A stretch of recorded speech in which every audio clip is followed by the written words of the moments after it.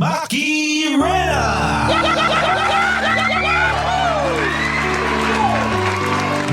Maki Alam! Maki Alam! Agoy!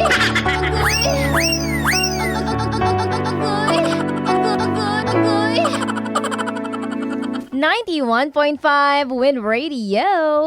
Halo kay Ube, mga marikoy-parikoy, mga kapitbahay. Ang mga kapitbahay kong pakialamero at pakialamera, nasa na kayo dyan? Present na ba? Ayun. Kitang-kita ko na naman ho ang mga kilay ninyong nagsisitaasan. At ang mga nguso ninyong nagsasabi ng makialam na, mga kapitbahay. Dito na naman ang inyong kumare. Ang kumari po ninyo, kumari po kita. Agoy kalami. Opo, day, that's me. Ang inyong kumaring dakilang pakialamera sa lahat. Handang-handang dumamay at makialam sa pinagdaraanan ng ating kapitbahay. Nadadamayan natin dito pa rin sa Makialam. Makialam! Sino ba dadamayan natin ngayon dyan direct? Si Weng ng Pasay, mga kapitbahay. Umatake na kayo agad sa ating comment section ha, dahil naka-up na ang ating story. Babasahin nyo na lang at makikialam na lang kayo sa comment section. 91.5 Win Radio Manila Facebook page. Mag-follow lang kayo at makikita nyo na ang ating post of the day para sa ating Makialam. Makialam! Nakakita ako ng mga hibla ng buhok ng babae sa bag ng jowa ko. Yan ang istorya ni Weng ng Pasay. Makialam! Atake na, mga kapitbahay!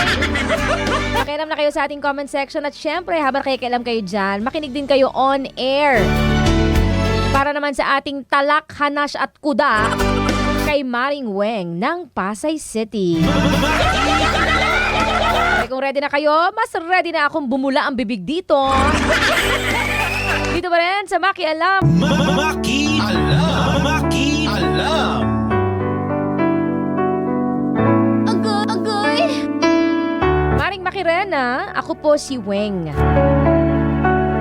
Nais ko lang pong i-share sa inyo ang problema ko ngayon sa jowa kong itago nyo na lang po sa pangalang Estong. Matagal na po kami ni Estong. Sa 4 na taon naming relasyon, ngayon lang ako nakaranas na mabitin sa kanya sa ligaya. Hindi ko alam kung anong problema, pero ang duda ko ay may iba na siyang kinalolokohan. Dahil mare, sa tuwing uuwi siya sa akin galing sa 1 linggong pagtatrabaho, palagi siyang lantutay.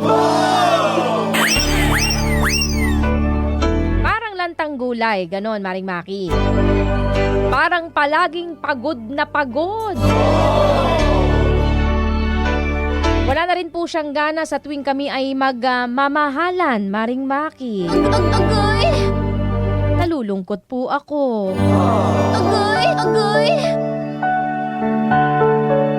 Tinatanong ko siya tungkol dito, pero palagi niyang sagot sa akin, pagod lang daw siya sa construction. Sabi. Pero hindi naman siya ganun dati, Maring Maki. Ay, nako. Sobrang nagdududa na po ako kasi nakakita pa ako. Eto, may nakita, oh. Nakakita pa po ako ng shorts at ilang hibla ng buhok ng babae sa loob ng bag niya. Agoy! Ano po ba ang gagawin ko? Mababaliw na po ako sa pagdududa. Weng ng Pasay City. Makialam! Makialam! Nakakita ka ng hibla ng buhok ng babae. Baka change career na si pare. Baka mangkukulam na siya. Charing gola. Baka naman wig yun. Baka nagwiwig si pare tsaka nag-shorts. Baka may racket. Charing gola. Biro lang, Mare, biro lang. O Mare, kalma ka lang muna, ha? Kalma ka lang. Wala ka pa naman kasi sapat na ebidensya na naglolo ko nga siya, ano? Lahat ng iyan ay pagdududa pa lamang, ha, Mare? Yan parang bahagi lang ng kaaning-aningan natin, ha? Mga ganyan tayong babae, di ba? Hindi naman tayo, Pero lahat ng iyan ay pagdududa pa lang, ha? Kailangan muna natin ng sapat na ebidensya ba? Kailangan natin ng sapat na ebidensya para mapatunayan na kaya siya lang tutay kasi may kinalolokohan siyang iba.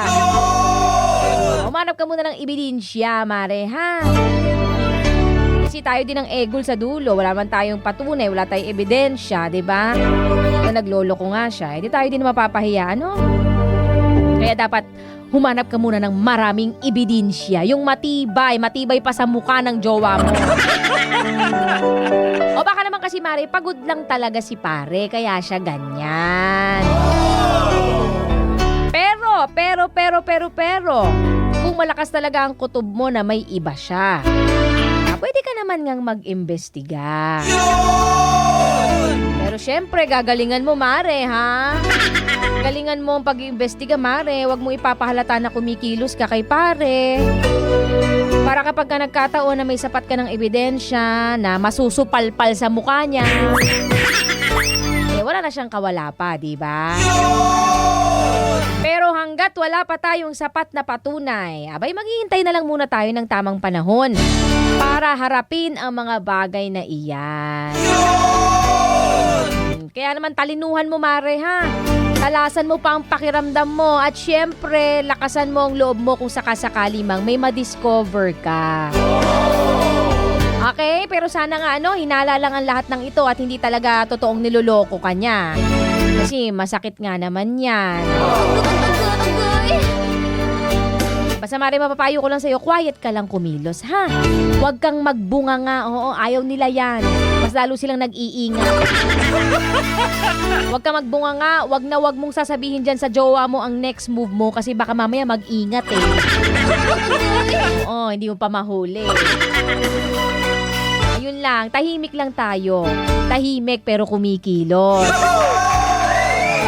Balitaan mo na lang ako, Mare, ha? Balitaan mo kung anong mangyayari dyan. Basta, dito lang naman ako sa Facebook. I-message mo lang ako, ha? Yan po si Weng ng Pasay City. Kung meron kayong gustong idamay, italak, kuda, hanas, kay Maring Weng. Kay Maring Weng. Kay Maring Weng ng Pasay. Makialam na kayo sa ating comment section para mabasa yan ni Maring Weng, ha? Tara naman sa ating mga kapitbahay na may pinagdaraanan din sa buhay. Gusto ninyong damayan natin yan? Abay, willing naman akong makialam dyan.